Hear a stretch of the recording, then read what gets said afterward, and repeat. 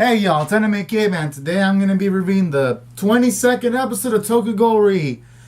And to sum it up lightly, this episode continued to pretty much be a disappointment. And let me explain why now.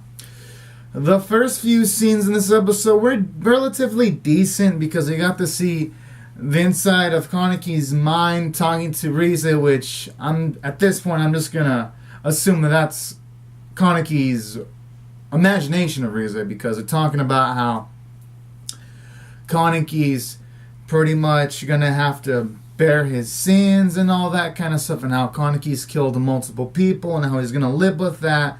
And then Kaneki finally accepts it by saying that he's gonna walk towards the pool of water and he's gonna walk towards the sea of blood and wake up. And then it transitions into a scene where Toka finds Kaneki. So those scenes are relatively pretty decent and good, because at the very least it shows that Kaneki, the whole situation of him killing people, even though it wasn't of his own free will, because it was when he was inside that gigantic ass monster, at the very least it's showing off that Kaneki has a conscience, because there's a few animes where sometimes a character is possessed and they kill human characters and you don't feel any type of sympathy or any caring at all. So that was at least one positive about this episode. And don't get it twisted, I fucking love Gegege no Gitaro, I really like it.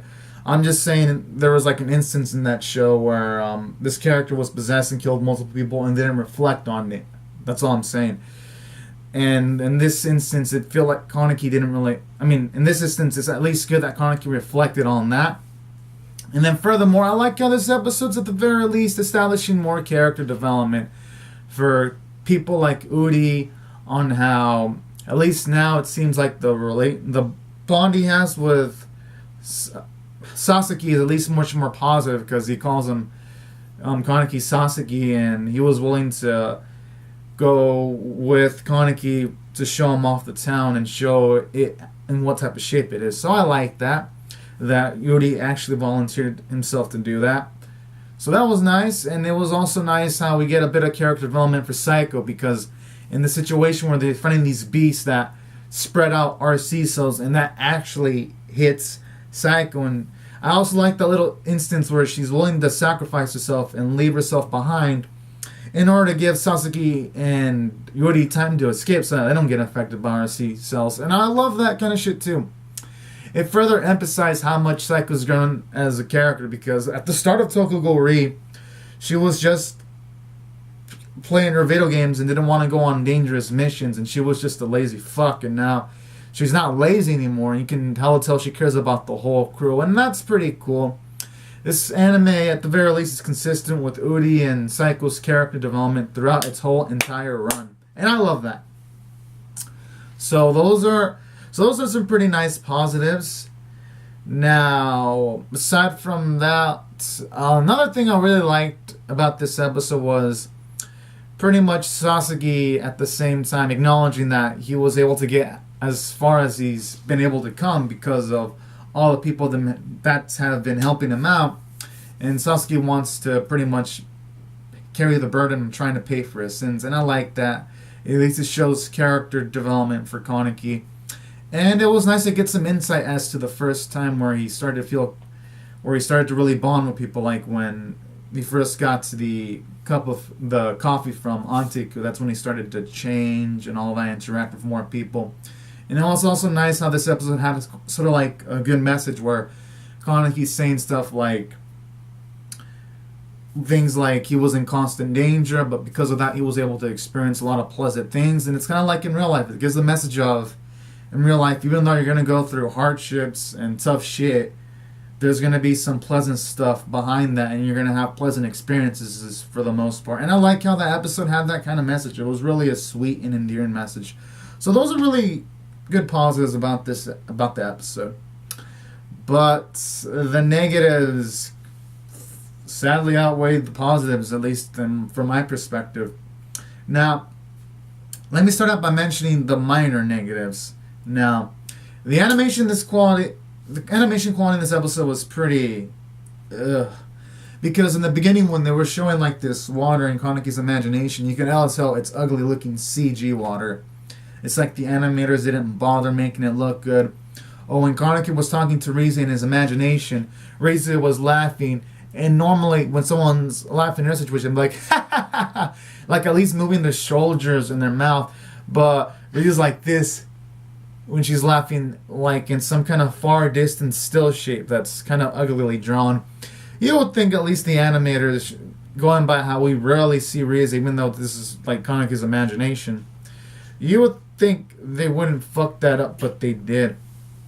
And then there was like this scene where out of fucking nowhere, Kaneki gets like this super fucking power up in this fucking little fucking laser beam. Fucking shows up and like kills all these fucking ghouls, and then there's like this fucking still shot, and the animation was like, it was pretty bad. And that also goes to show that scene was also an asshole, because it makes me wonder, where did Kaneki get this fucking power up? I mean, I guess because of all the people he ate, but come on now, glowing golden wings? I mean, if the anime wanted to make it convincing, why not just make it like a red fucking aura, to make it at least feel more plausible instead of just a shining Super Saiyan like color beam. So from that standpoint, it really felt like a super major ass pull. And what else? I gotta say, this episode also fucking disappointed me when it had Hide mention that Kaneki like did the scar towards him, but in Tokyo Ghoul Rude, yes, I know Tokyo Ghoul Rude is not canon, but I'm reviewing the fucking anime, not the fucking manga. And it mentions how Kaneki scarred Hide, and it makes me wonder, okay, how the hell did Kaneki have time to like scar Hide, then I'm assuming fight Arima, going by the end of Tokyo Ghoul Rude? I mean, at the very least, the animators could try to, at the very least, use some elements of Tokyo Ghoul Rude so that the anime makes more sense for anime-only watchers, but hey, Studio Period doesn't give a shit. The animators don't give a shit. Sadly. That's really sad. This anime had a lot of potential. I mean, there's still 2 episodes left, but that was disappointing. And then another thing that was kind of disappointing was Furuta. Like, what's his end game? Because these monsters are attacking humans, and when they get blown up, like these RC cell spreads, but isn't that just self-suicidal? Because if these beasts spread out throughout the world and more people are becoming ghouls, what in the hell are ghouls gonna fucking eat? If everyone's a fucking ghoul, where are the humans gonna be at? It makes no fucking sense. It's like, did the writing staff think about that shit? Shit, I thought about that shit, and this is me immediately after fucking watching the episode. I made the review, so shit. So that's another thing. It's like Furuta's endgame is kind of fucking dumb. Seriously. And I'd say that's about it. These negatives, at least in my book, even though there was mostly positives, there are more negatives to go along with it. And this episode, I guess when it came to plot progression, it made some decent plot progression. It didn't feel too fast or too slow, but there was just a lot of things not explained, and there were just things that were just dumb if you really break it down deeply. And that's why I'm going to give this episode a 4 out of 10. Even though it had a few positives, the negatives definitely outweighed the positives by a lot. And it's a shame. Hopefully the last 2 episodes are better. So anyways, guys and girls, these are my thoughts on the episode. Comment down your thoughts in the comment section below. Rate the video, subscribe if you want to see more reviews or reactions, and I'll see you guys later. Bye-bye.